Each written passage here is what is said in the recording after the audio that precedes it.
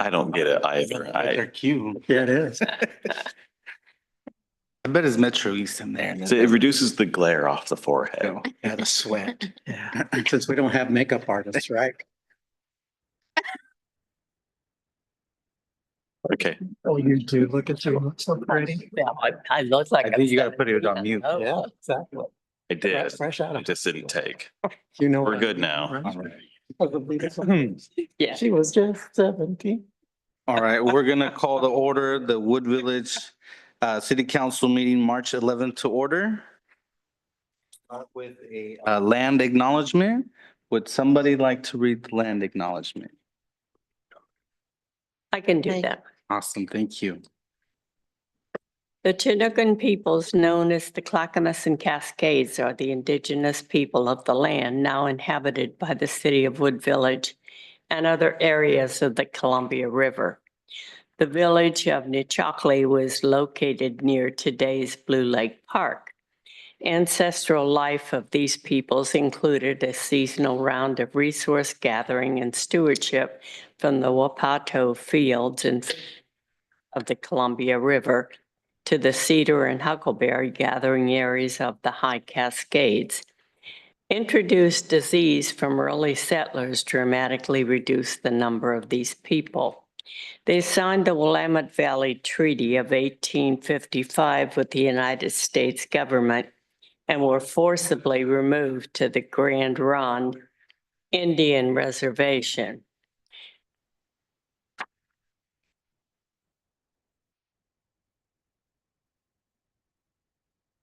Keep going. We thank the descendants of these tribes for being the original stewards and protectors of these lands since time immemorial. We also acknowledge the systemic policies of genocide, relocation, and assimilation that still impact many Indigenous Native American families today.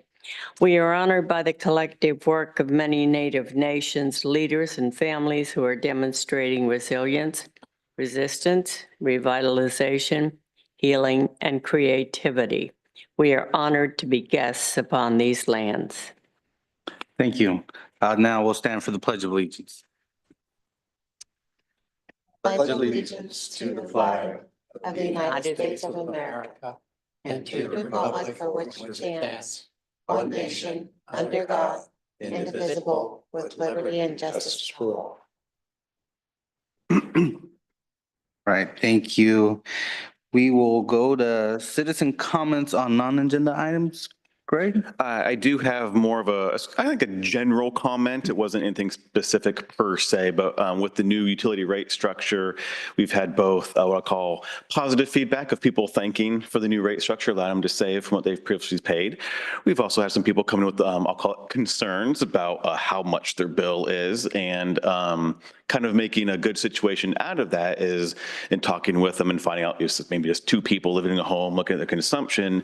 We went out and did leak checks on several of those, and several of them had actual water leaks that were more or less being masked under the old structure. We could use quite a bit of water, pay an increment more versus the new structure we were paying for every unit of water. And so we've been able to help people identify water leaks, reduce their consumption, therefore now reduce their next bill. So just something to point out, we have had, both sides of the coin on the rate structure, but on some of them with the higher consumption, and talking through it, they've a lot of leaking toilets apparently. An opportunity, right? Awesome.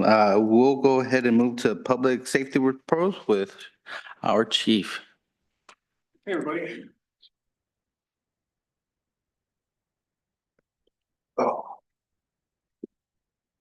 Greetings, everybody.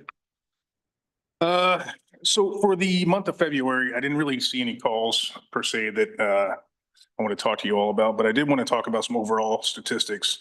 One in particular, if you look at the overall activity report sheet, you'll note that the calls for service last month were the lowest recorded since February of 2020. That's significant to me, as you can look on the graph and kind of see how it's projected. So also during this month, traffic crashes were down to about 11 from 13 the previous month. And I would like to give a lot of credit to that to our deputies that have been engaged in enhanced visibility and enforcement effort within the city of Wood Village. You'll note on the stat sheet there that there were 132 traffic stops made last month, and that is up from 80 the month prior. 7 subject stops, 5 premise checks, and several extra patrols. And we also deployed the speed trailer throughout the city, most recently on Oregon Street in response to some complaints there, and some targeted enforcement on Holiday Street around the 4 to 5 o'clock PM timeframe. So we're responding as we receive these complaints the best we can. I did want to mention the Hope Team.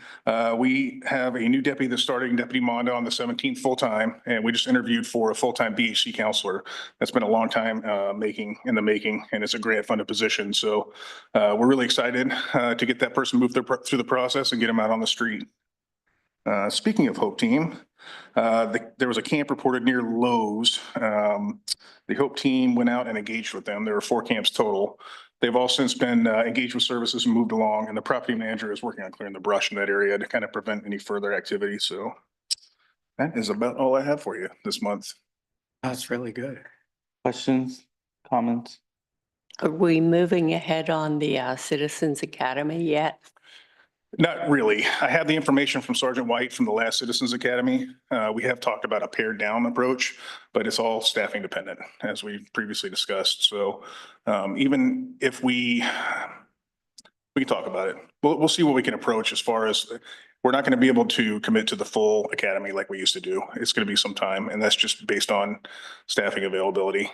Yeah, that's too bad. It was really Keep great bringing for it up. public relations. Well, and you so know? we've been trying to coordinate on some of that, and also talking with the other 2 cities since they're contracted cities. And I'll say some of them have voiced some concerns about the service they're getting. And so the mayor and I have a meeting with the sheriff in April that we kind of pitch, again, kind of not the same academy, not the 12-week, but some sort of 3 to 6 week kind of every Wednesday deal. So then community members from the 3 cities can get a better understanding of the breadth and depth of the sheriff's office, much like we have all had the opportunity to do for a long time. But as we discussed, we haven't had an academy since a citizens one since almost 10 years ago. And then it was more of just for elected or appointed for a couple years, and then nothing the past 5. So this would be for elected officials? No, I think just community members. Just So it's community members, Anybody who wanted to. correct, to get a better Okay, understanding of. because that's what you need, the elected officials. It doesn't matter They because don't we're do all much. for the sheriff, and the community members need to see what they do. And so we were thinking that's how you can kind of brand it, is if we're hearing some of the concerns from the other cities, this could be a way to help bridge some of that gap. So it's still being discussed, but there's nothing tentatively planned yet. And we can get creative with it. I mean, if what we talked about with the pared down approach, I mean, if we have a small time frame, we could possibly pull some on-duty deputies to come in, maybe talk for a few minutes. So, but we'll get something together. Can you give us any update on the citizen patrol that goes out to the gorge and things?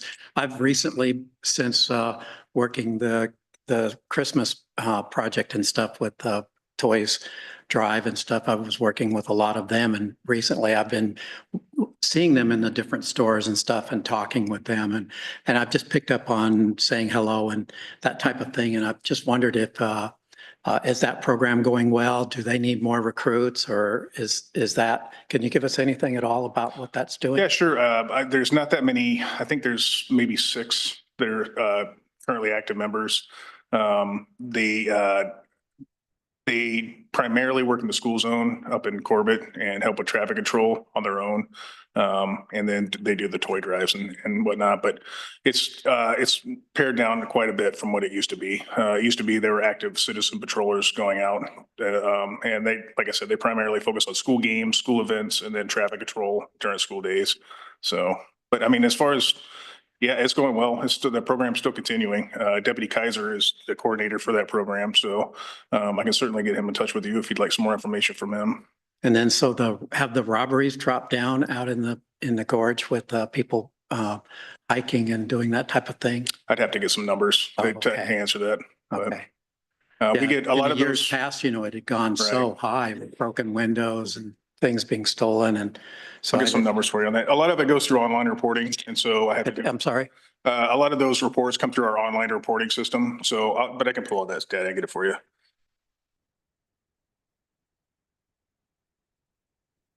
Questions? Chief, thank you so much for the Yeah, work. thank you, Mayor. You know, I think we can totally see a difference. I mean, I've heard positive things out there and you can continue to see them. So appreciate your investment in our community because that, like Greg mentioned, that's really what we need, that investment. So we appreciate that. Absolutely. Thank you, Mayor. Thanks, Cal. Thank Thank you you. very much. We'll move on to reviews of bills paid. Any question on those? All right, we'll move to consent calendar. On the consent calendar for the Scholarship Review Committee, we do need, as we put in the staff report, 2 counselors. I mean, it's up to you all if you want 2, 3, 1, none. And I know Counselor Minor in an email expressed interest in being on that panel. Do we have another willing volunteer to be on that committee of reviews? I did it last year. I'm willing to volunteer if no one's in. Or volunteers? And we'll go, the cleanup is set for May 17th. Correct, May 17th, still at the former Greyhound Park site, but on the west end of it, since the east end is being consumed by the Fred Meyer remodel, we'll have to enter off of 223rd instead of Wood Village Boulevard. But still plenty of room, and Caroline's been great at coordinating various reuse companies to come. So hopefully that should work out well again, both in expanding what we can take, but also keeping stuff out of the waste stream. And do we anticipate any traffic issues that this? No, I mean, County we'll have a very long lead up. So if there's some backup and queuing, there's still plenty of queuing room. It's just kind of nice not having to go on, like, for most people, a main street to get to it, but now they'll have to at least take 223rd for a portion of it. There a motion for consent calendar? A motion to approve. Second that. First and second, all those in favor? Aye. Aye.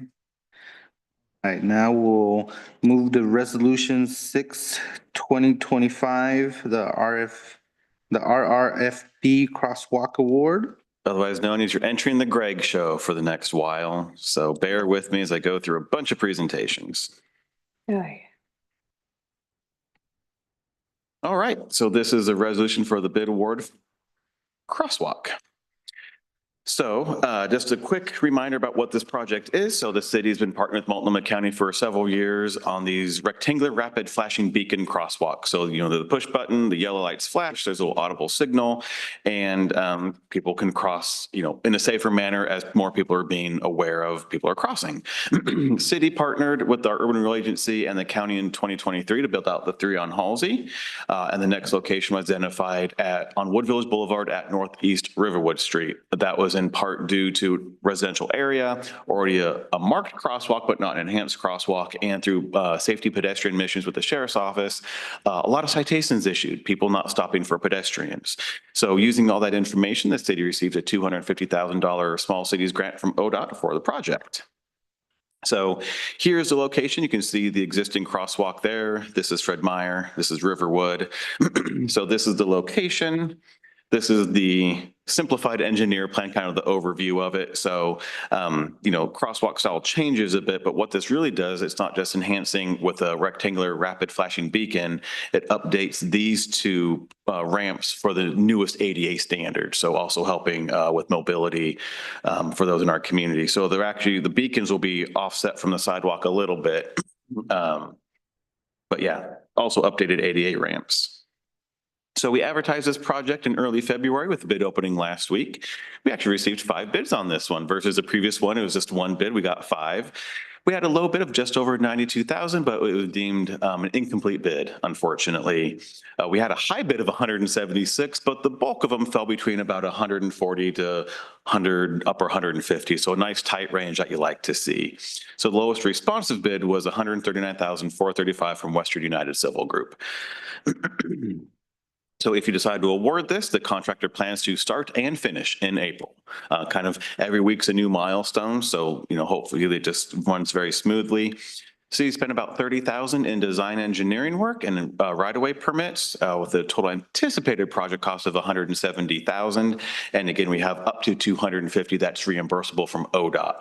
Now, unfortunately, you think, oh, we've got, 80,000 left to play with. Can we do another one? It's specifically to that location. So can't start adding on at this point, unfortunately. Greg, is there an NTE for the contractor of 170,000 NTE. not to exceed?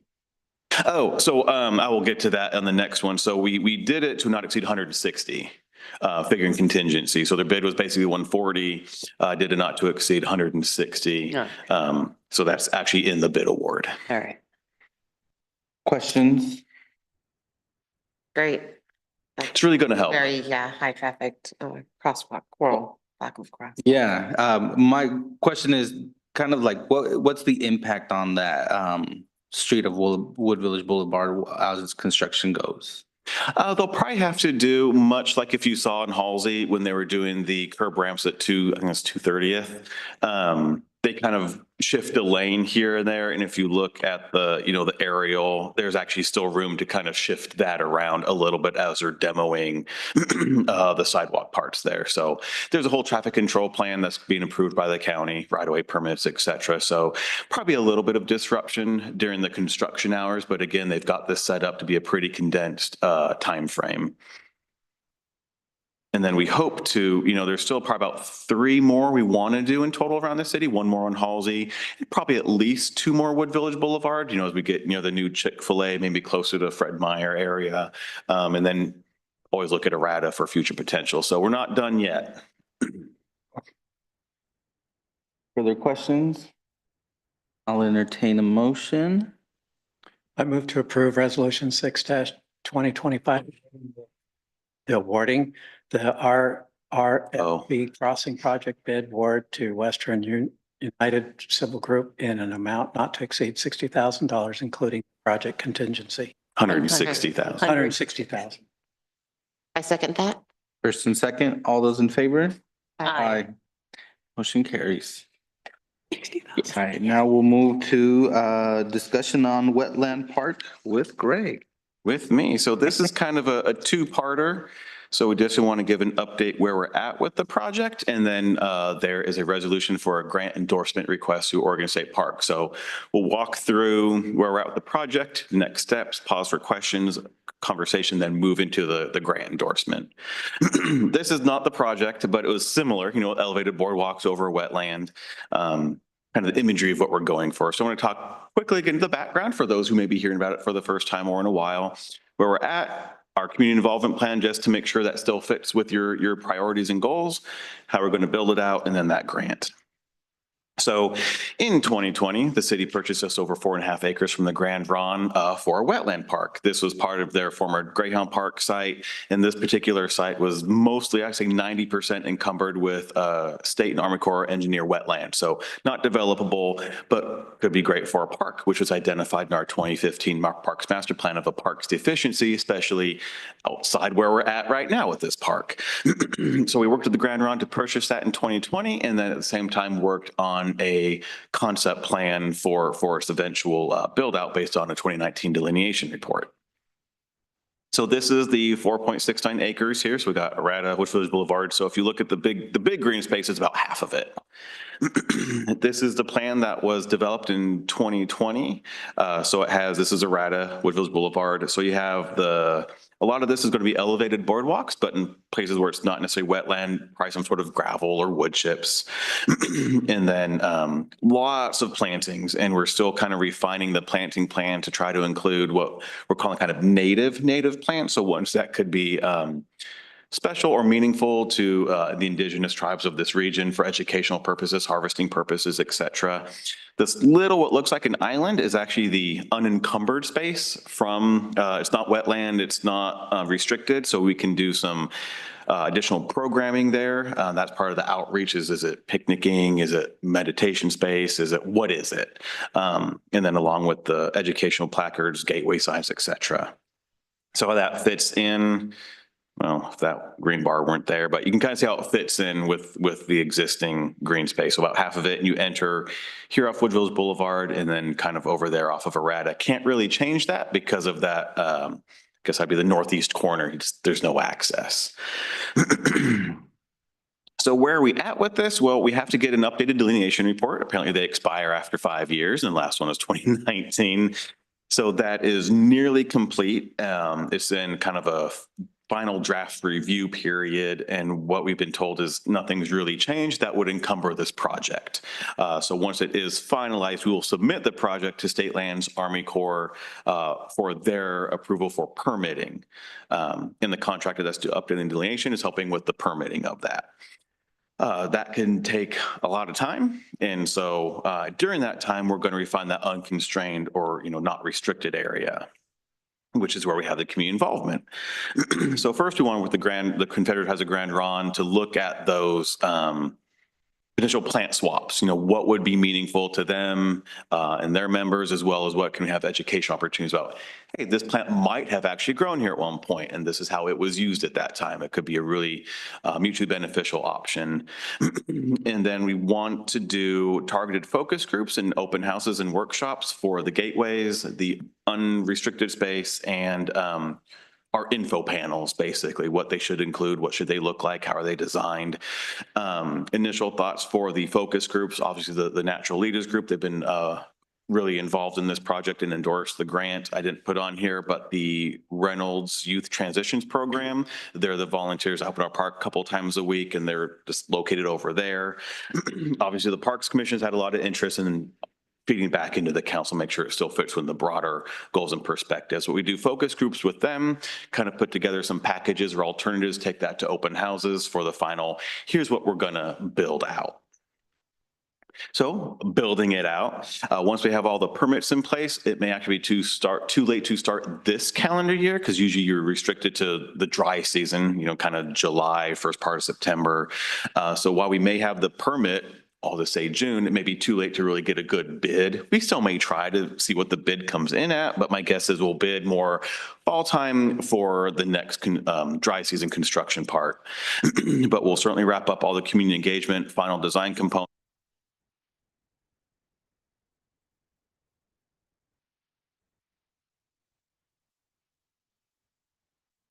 Have it towards the beginning though. Oh, it's still kind of the beginning. Did the lights go up too? I didn't recognize.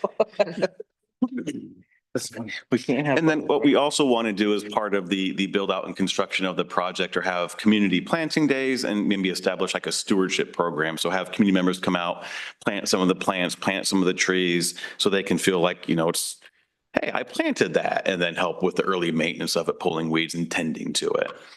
So that's what I have for kind of the project update, projected build out. What questions do we have on that? Any questions? Looks beautiful. I mean, I really appreciate, and including all those partners, the Parks Commission, they're a key focus group as well. And then the Grand Ron, I think that is an amazing opportunity.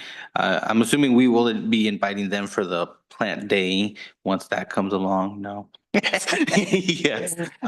Because I think that demonstrates that partnership, that continued partnership building. Yeah, we kind of treat it as a city event and, Yeah. have pilot snacks, lunch, whatever that looks like.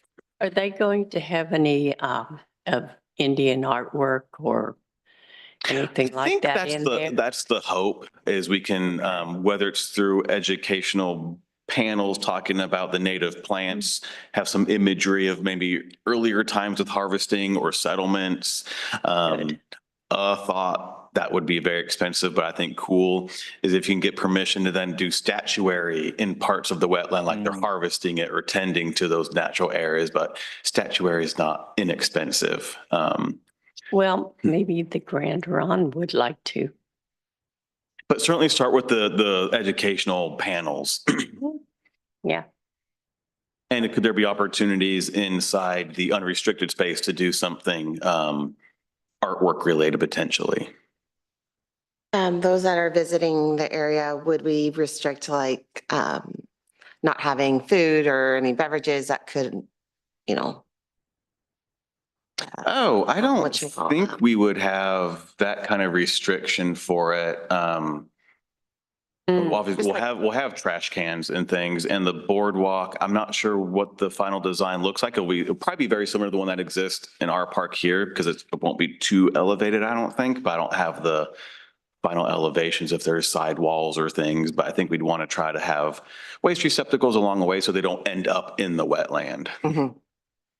So I know we have one at the corner. Yeah.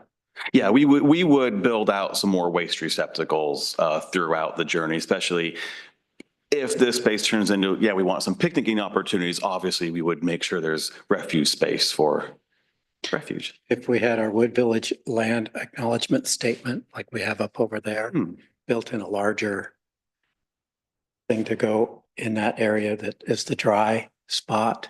Or part of a gateway. And so all of those things they're great. That's what I think we hope to refine through kind of this called late spring, early summer through these workshops and discussions. What's going to be meaningful to people? Is the width of the path kind of, you know, what it's going to be, or could there be a space where maybe you guys identify certain areas to add like a bench area for seating, or are you guys just more hoping that the pathway just stays that? More or that less the walk. pathway is closed, going to have to close. Maybe could do a couple bump outs with like a bench or something, but I know because it's in the restricted area, it would There's kind not a lot of keep- wiggle. Not a lot, Yeah. but I think we can do maybe some little bump outs here and there. So if you're standing and looking over it, you're not necessarily blocking the boardwalk. Having that arch is beautiful because Yeah. then you're always looking to continue on around. I really like that. What's the width of the pathway? Want to say 8 feet, but that's don't quote me Oh, on okay, that. that's fine. It's a good size. It's what I want to say, but I don't know that it is. Yeah. 6 or 8. It's wider than a typical sidewalk. Oh. So I think those are closer to like, You're not Just going to be under able to drive a 6. city truck on it though, right? correct. You might drive the Gator, but not a city truck. Right. Other questions on the project itself, where we're at, where we're headed? Good direction. Great. So here's a way to get more money. Perfect.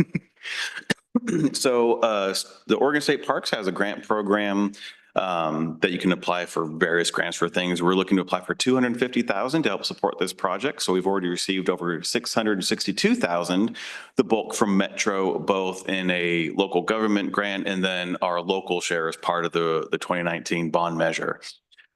So with our park system development charges, we have about 850-ish, between 8 and 850 available for the project. Engineer's estimate was about $1 million. And so we thought, let's apply for 250,000 and really try to build out as much of this as possible. So that grant would kind of hopefully fill a lot of that projected funding gap. And so the grant applications due April 1st. They evaluate June, July time, and then they do the awards in September. The last time we applied was to help refurb the irrigation system in the field. I actually did the presentation to the board and we did get that awarded. So it's been a hot minute. So hopefully they'll see that we don't just apply all the time, and with all of our other partners with this, certainly we exceed the matching requirement because you can use other grants and things as a match. That'll be a competitive application, but it does require a council endorsement, and that's because you can get other organizations may apply for it. Maybe it's like their Parks Commission applies and it may not align with city priorities or council priorities. So I just want to make sure that if it's awarded, it'll actually get built and is supported. So that's why we need your council endorsement. And happy to answer questions and have hopefully a better motion than last one. Any questions, comments? No questions. I do have one question because I remember that in previous council meetings, you guys talked about the restrooms being more than expected Yeah. and then having to kind of shift some money from there. So would that 250,000 be enough? Originally, we were thinking of applying for 200,000. Okay. So we added 50,000 to covering, yes. So we pulled SDC eligible money from this project to the restroom project to pull general fund money from the restroom project to the ADA pathway picnic project. Correct. Not to try to convolute all the pots of money, but trying to use restricted revenues where they're still eligible to be used, freeing up general fund to use on general fund projects. So yeah, we were going to ask for 200, we're asking for 250. Perfect. Mm. Thank you. Okay, well, if everybody's okay, I move to approve Resolution 7-2025, endorsing a local government grant application to the Oregon State Parks and Recreation Department for the city's wetland park development. A second? First and second, all those in favor? Aye. Motion carries. Thank you very much. Right, now we will move to discussion of community garden update. There we go. So yes, we have some news on the community garden. So we'll touch on that. Again, quick background, again, for those listening from home or new to it. We added a community garden funding in this year's current budget, bringing it back since it ended in 2019 when it used to be at the old City Hall site. We worked with the Parks Commission on various location options, garden specifics, and it's actually going to be the area just immediately behind City Hall. There'll be 12 plots, 4 by 12 in size with varying heights, about 24 inches to 36. Fenced with then, I call it minimal amenities. So, there will be a little shed for tools. There'll be water spigots, a green waste area, but Park said no benches. It's not for sitting, it's for working. No lawn chairs, huh? No chairs. And we presented this to council back in November, seemed to support it. So again, this is the general location. It's goes a little bit more south than this, and the trail will meander, not do such a harsh turns there. But that's just a general rendering. And this is the concept. So the fence won't have this full top rail, but it will have a entry feature like this. And the fence will be, I think, around 4.5 feet tall with, again, the kind of metal lace work and That's pretty. keep soccer balls out of it. Not sure if it'll keep rabbits out. So that's the garden. Actually, we started working on it today. We're clearing a bunch of the brush that was by the park trail right there because there's actually quite a bit of room. We can shift the garden close to the property line. We did work with the neighbor over there because the fence was falling down. Like, hey, look, we're removing this brush, but we'll replace your fence as part of the project. And they were very supportive of having a garden. They're big gardeners. So making it happen. But we need to know how we want to run it. And so at the meeting in November, we said, well, we need to bring something back to you all of how we want to do that. And so the big piece is to run in the garden based on our past experience of running / not running well. There's registration, what we call accountability, and that's making sure gardeners are keeping up their space, the common space. A lot of the gardeners wanted educational opportunities, how to grow stuff, what to grow. There can be conflicts between gardeners of, your stuff's overshadowing mine, blah, blah, blah. And this general maintenance of the space. So when the city operated it, we did registration. That was pretty good. That's where the good kind of ended. We're relatively small team with a lot of other duties. So doing the general maintenance, programming, accountability, conflict management, making sure gardens cleaned up was minimal at best. So it was, we've had some past gardeners here. You know what it was like. It worked, but it wasn't optimal, I think would be a reasonable statement. And so the other option is to contract it out, which is what actually a lot of cities are doing now. The big player in that industry is called Outgrowing Hunger. They're a nonprofit organization that, along with running and managing community gardens, actually manage big farms and are really about increasing access to local produce for everybody, regardless of income. So they manage 13 gardens within City of Portland and Gresham, but that's hundreds and hundreds of gardeners in beds. So it's 13 separate gardens, some of which have 40 to 60 beds per garden. They actually take care of the registration programming. So they do workshops throughout the year about, hey, here's if you want to overseed your garden for the winter, or here's what you can plant this time of year. Maybe you shouldn't plant this type of produce in this spot. So they do programming, they do garden assistance. So if people have questions, need help, conflict resolution, ensure cleanup, actually ensure compliance with rules and regulations. So people are tending to their beds. If they're not putting on a improvement program, they'll actually take care of the common space as well. So they actually they run the whole garden and they charge $200 per plot plus any registration fees. And if there are registration fees, it would be no more than $20 per plot. Two reasons. One, if you're trying to encourage lower income people, you want it to be overly a large amount of money, but also for the city and liability, 20 and under, you can keep your recreational immunity liability. So if there is registration fees, which actually did encourage, so people have some sort of stake in coming to the garden and following through, they would keep those registration fees.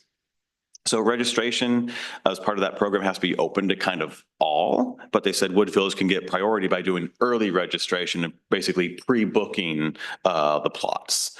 You could also, if you wanted a differing registration fee, maybe it's 20 for non-Wood Village people, 10 for Wood Village people. The yearly total would be $2,400 for them to manage the garden program on a year-to-year contract. So, garden construction is underway right now. We actually, they helped us kind of plan out the construction of it, what would be good to, for clearing out the base, what kind of soil to use, what wood to make the boxes out of. So they're actually really good at free technical assistance on how to build the garden. And then it's up to you if you want to contract out or not. If you want a fee, you would have to do an updated resolution. We can break that at a future meeting. And then either if we're contracting out, work with them to build out, the forms and get it going, or if we're doing it in-house, fill out the forms and get it going. Because I think we want to really kind of have the garden open and available, call it mid-April time, kind of as the growing season starting. So I'm going to pause right there, see what questions you have. Well, what I direction you see want to all go. the rules here. So those were example ones. We actually didn't get information from Outgrowing Hunger if they were, because what they wanted to do was actually piggyback off Gresham's existing contract. So they'll only be still managing one contract. Gresham just wasn't responding in the time frame we needed an answer to. So they said, well, we'll just do a new contract. You tell us what rules you want. A lot of the rules that were in the packet are probably a little more above and beyond what we would want per se. Obviously park rules, and then tending to your garden beds is the big one. It would probably be very similar to the previous program. And I think the weed killers are another big one. Yeah, I don't think we want to allow that. Good luck. I think it's great to have somebody manage it that knows what they're doing, but it's a hard job. That was our consensus. It's a hard job. And you that know? knows what they're doing. Like But this is. yeah, people don't, they throw the seeds in. Oh yeah, these are growing good. These aren't. And yeah, I think I'm done with gardening for the year. And Or you just done a gardening because maybe you bought some starts and spent some real money and it didn't happen because yeah. you needed some technical assistance that we don't have. So will they have somebody that gardeners can call, or someone on site, or how will that work? I think there's someone they can call, and then someone from Outgrowing Hunger pops in, I think it's every other week, to do site visits. And then they do their programming. They kind of schedule workshops, and they try to encourage gardeners to get to know each other and be a resource within the gardening group as well. So kind of a community of community gardeners. And they help facilitate that. Questions? You mentioned workshops. So are those like pre-planned and and would be promoting them amongst the folks that are The gardeners, The gardeners. I think that's a huge plus, because Number 7 on here. looking at, first time gardeners, or just, needing some more assistance. I like the portion of the fee. I like what you mentioned of maybe, because obviously we want to keep it under that $20 mark, because keeping that immunity is huge. I could see us doing something like a $10 fee for Wood Village residents and a $20, especially we got to open up to the public, that they would end up paying the higher end of that, and keeping it more reasonable for our community, but understanding the piece of having skin in the game, because once something costs, even if it's $10, you'll probably have more reason to go out there. Like the reassignment as well, after 4 weeks of non following the policies. Yeah, kind of non-compliance, yeah. It's good. And they've kind of built their program off of what has shown to be kind of, it works. Yep. But by this looks of it, it seems that we're looking at contracting now instead of doing it in-house. We'll make that work. I said, it's, I mean, it's certainly within, my authority to enter in a contract, but it's also one of those things we want to make sure it fit the city's philosophy and approach to things. So again, it's a year-to-year contract. So, and we can tweak it here. That will probably match some of what Gresham does just to make it easier for outgrowing hunger. So it's not like, well, what's in this one versus that one?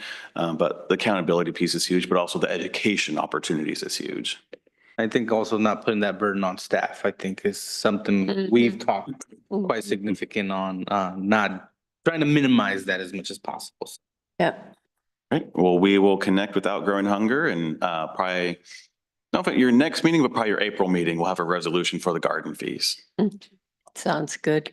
All right. Well, thank you very much. All right, now we will move a financial policy update and right on time.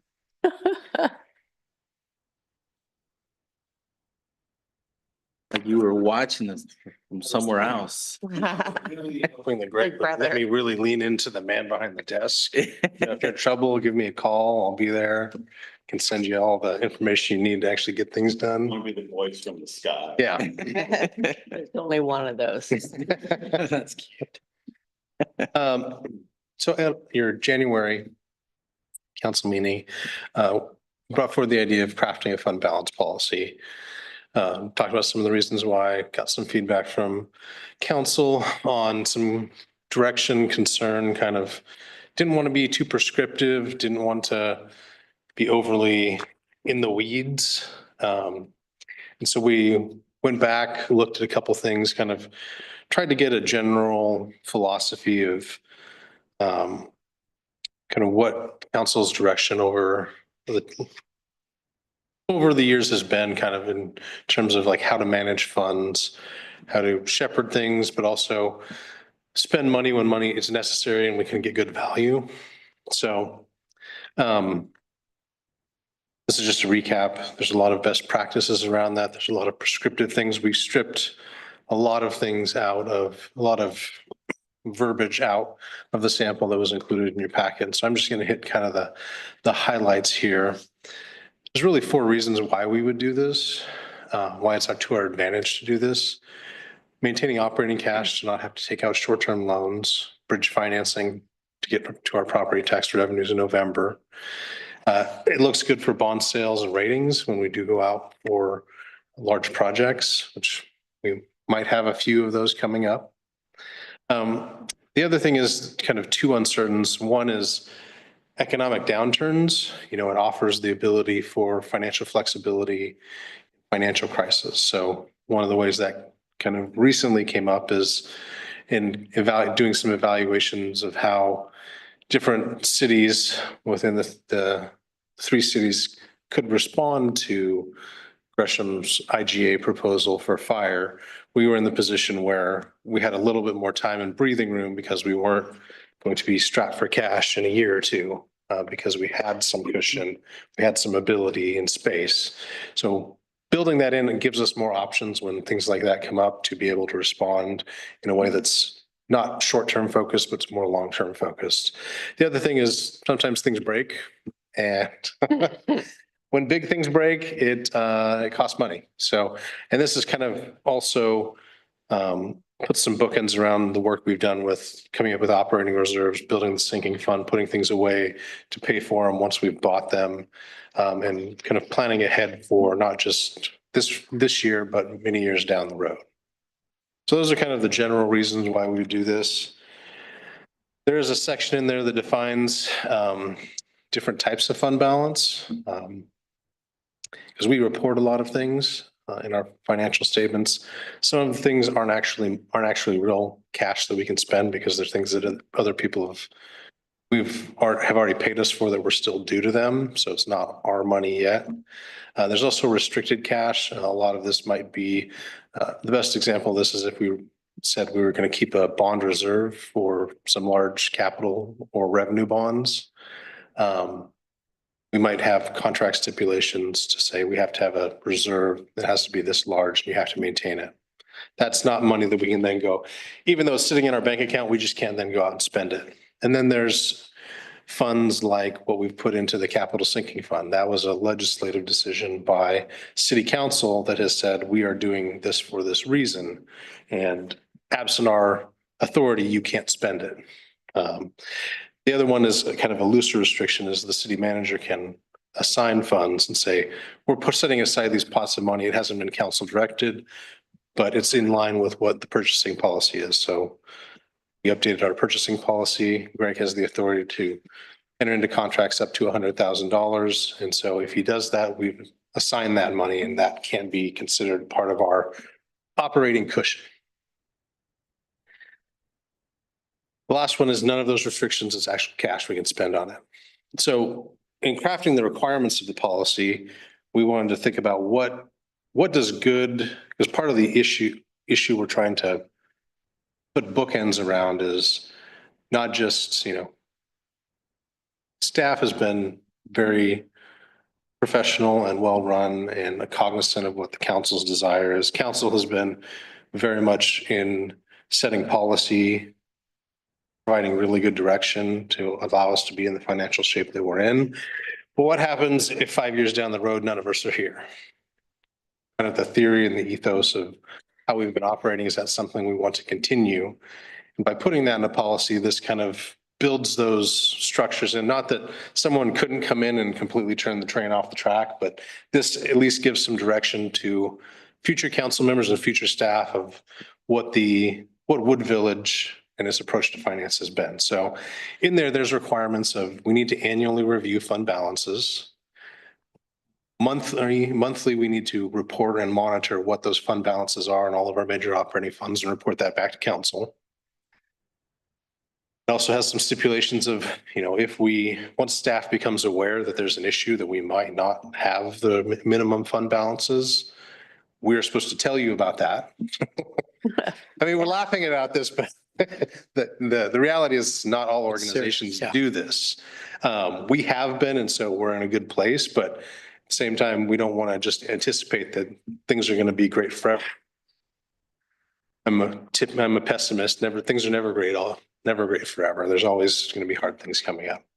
And then it also kind of outlines some broad steps and what process we would go through to fix it if we have too few funds to meet our targeted policy goals for fund balance, and direction on how to have a conversation about what do we look to use excess fund balance on. So some things that typically that occurs within or in the policy is you would first look to one-time funds. You wouldn't necessarily say, hey, we've got an extra $300,000 this year. Let's hire 3 staff and that'll be fine, because that's one-time money, should be spent on one time. The idea that we want to first look to immediate capital needs, building our reserves, doing deferred maintenance, buying down future liabilities, which is some of them. Again, we've been doing these things in investing in kind of the PERS side account, investing in the sinking fund for future capital replacement. Those are the things that we've already been doing. This is just kind of memorializing that, as saying, this is what we as council are setting the policy as of what we want to look like. Now, again, these are just kind of broad steps and directions, and to bring it back to you at certain decision points, but future councils can obviously deviate, scrap the whole policy, deviate, but at least it's a conscious decision and they're aware that that's not how things have typically been done within the city. Oh, looks like I blew my graphics up too big. So in that policy are also some guidelines on how to calculate what that unassigned fund balance is, and essentially establishing the minimum goal for both the general fund and the enterprise funds is to have anticipated 90 days of cash remaining at the end of the year as kind of the minimum fund balance level, with an optional reserve that you could have another 90 days. So where are we at if we had this in the current budget year? So this shows what the budgeted fund balances would be. This is also the annual expenditures that were included in the budget. So if we had done this calculation, we would have said, okay, general fund, we would need at least $830,000 of ending fund balance. And if we wanted to have a reserve, that could be up to 1.6 million. So you see, the only place where we don't already have a 180-day reserve is within the sewer fund.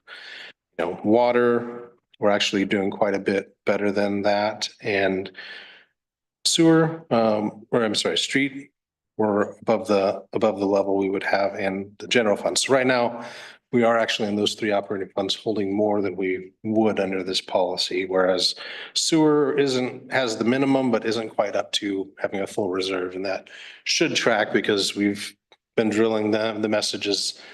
Water's in good shape, sewers, we've been struggling because of, treatment costs that we don't have control over. And there's a lot of capital needs that we haven't had to invest a lot more capital dollars in there. So this is, there's a copy of this in your packet. And I think it's 3 pages, a lot of it's definitions, which I guess should be required again for clarifying for future staff and future councils what we're talking about.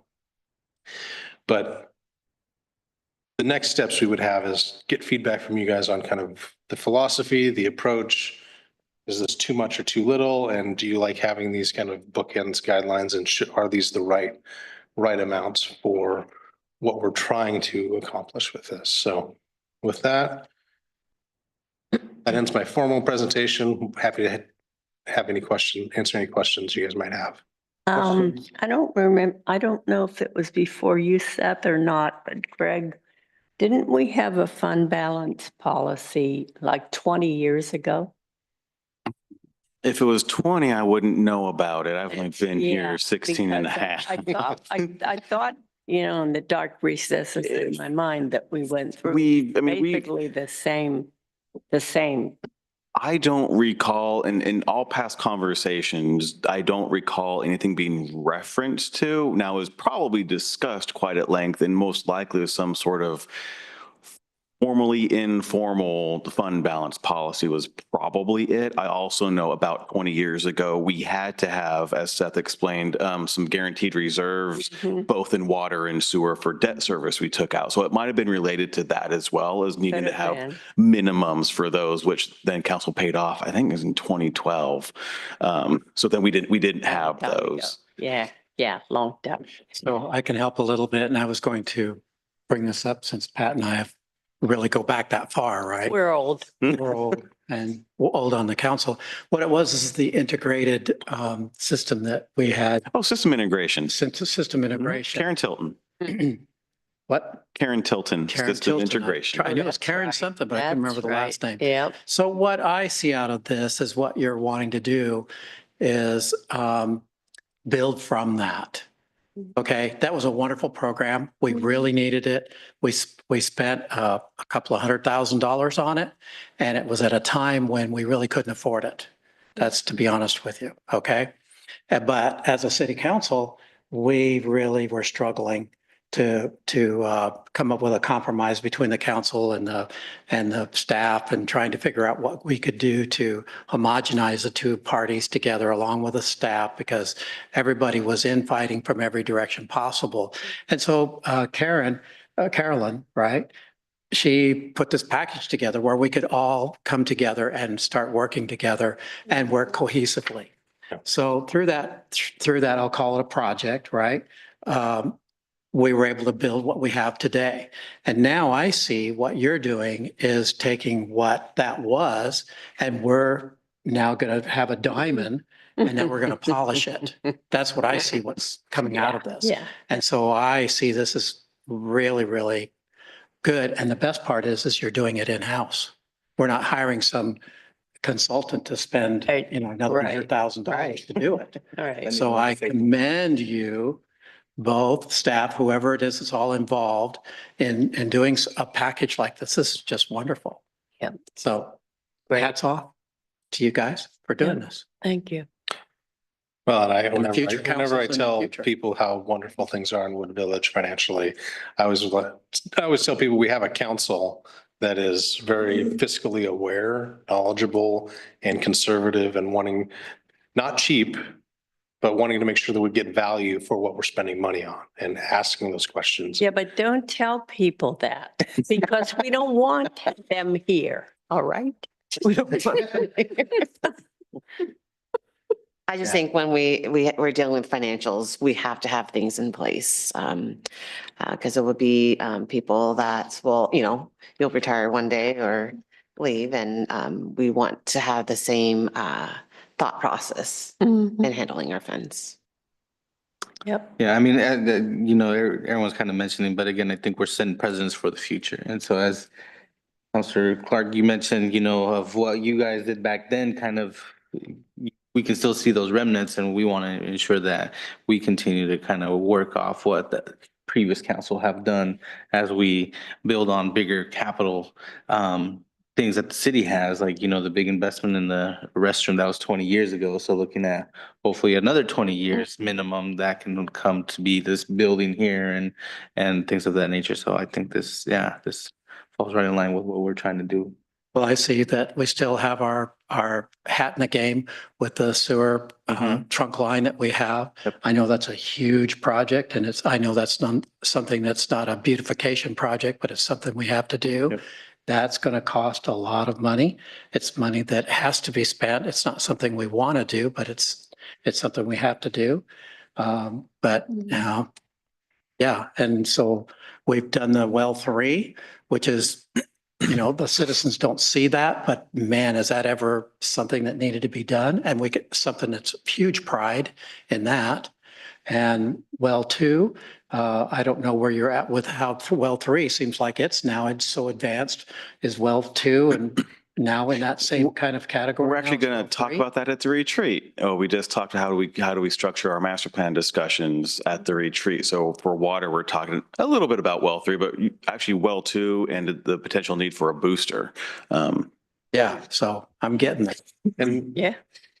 one other thing we could look at doing, because as we were going through this, these are good bookends, but one of the things that makes Wood Village special is all of the work that you all put in on having the strategic retreat, having a long-term outlook for what's coming up with doing a 5-year projections and sitting through when I go through that for 30 or 45 minutes and actually having that understanding.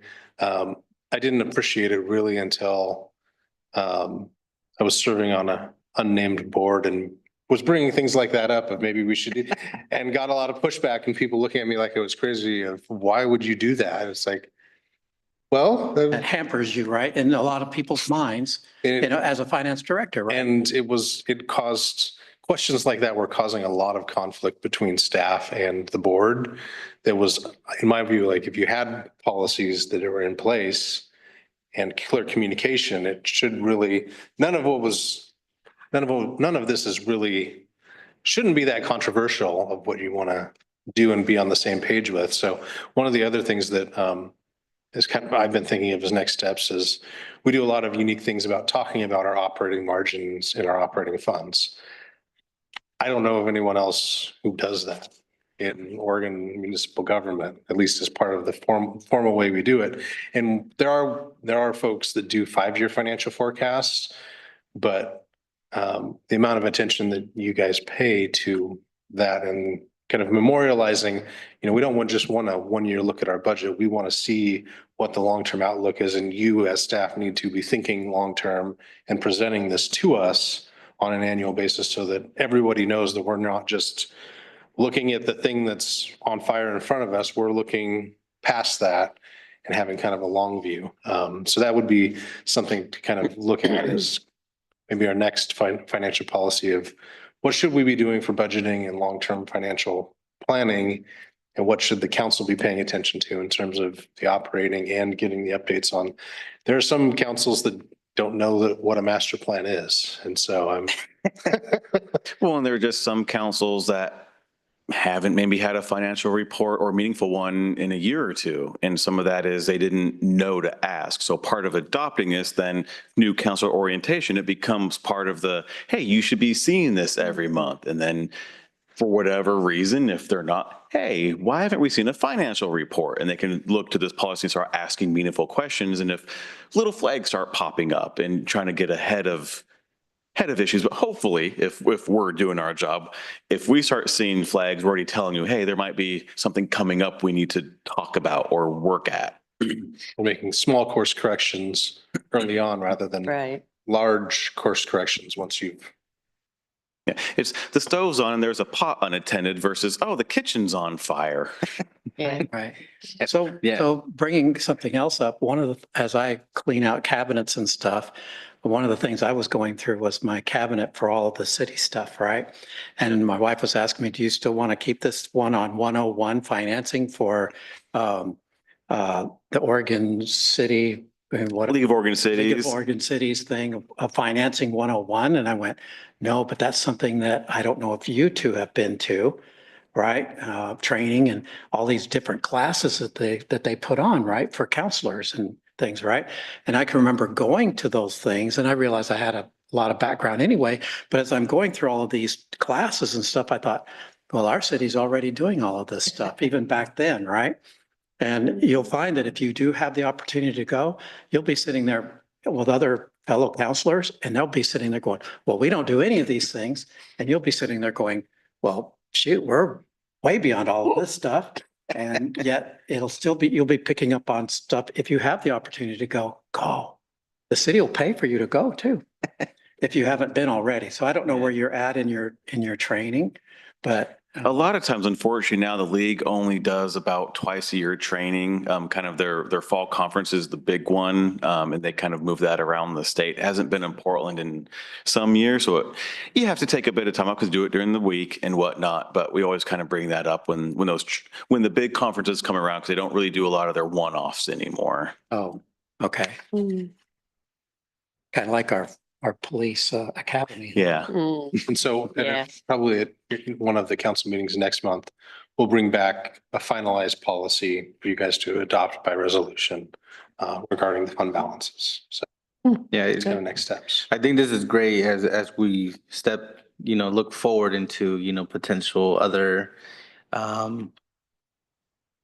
revenue being different with, potential fire and other things coming up that might allow us to look at different models for the policy. And so it's important to have all those things kind of in place. Well, and just being, here for 16 years and kind of seeing various discussions. I mean, always the question is, it's good to have a savings account, for when it's raining, but there's always the question of how do you know it's raining?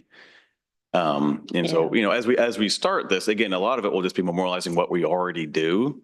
But as it goes on, again, some of those deeper questions of we're not in the business of just holding people's money to hold it. We want to have purpose, but also not get in the headlines like other agencies around us are by spending one-time dollars on ongoing operations and having ginormous budget gaps that their gap is bigger than any budget I could ever imagine having.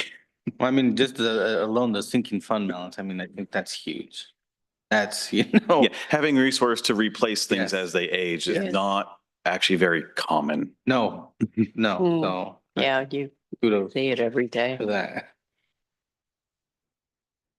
All right. Thanks, Seth. Yeah, Thank thank you. you very much. Now we will be closing our regular meeting and going into executive session per ORS 192.660-2D. So we'll give a minute for our friends at Metro East to turn off their system. I'm going to stop the